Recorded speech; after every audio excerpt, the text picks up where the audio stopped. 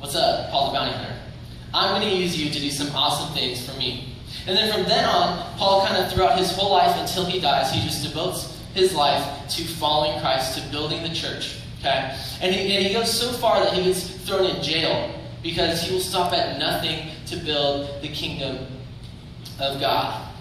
So, Paul writes this letter, Philippians, to this church from jail. And I want to read to you again from verse 1 and 2 in our target text. It says this: "Therefore, if you have any encouragement from being united with Christ, if you have any comfort in his love, if you have any common sharing in the Spirit, any tenderness or compassion, then make my joy complete by being like-minded, having the same love, being in one spirit and in one mind."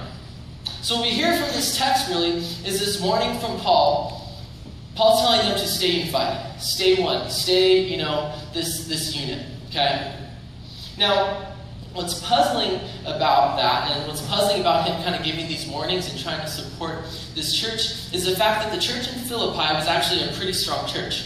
Like, they were doing pretty well, they had a lot of people, they had a lot of strong members, and it wasn't like the letter that he wrote to another church in Corinthians where basically he was like, hey, you guys are literally being idiots right now. You need to change your ways and step up your game. Philippians was a really good church.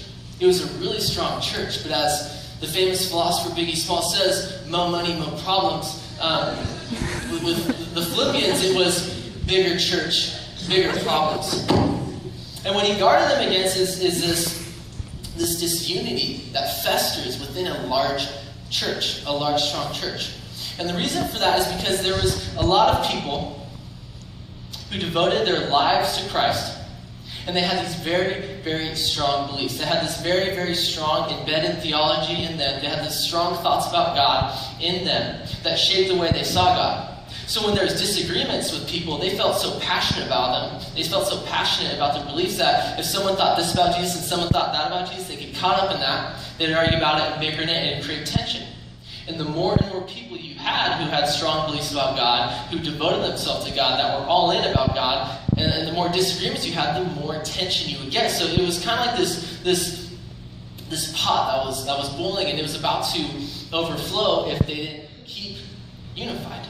If they didn't put their differences aside, if they didn't put their differences, away and realize that we have one focus, we have one goal, and that is sharing the gospel.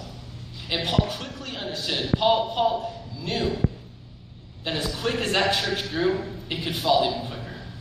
I mean, it was easy. So to keep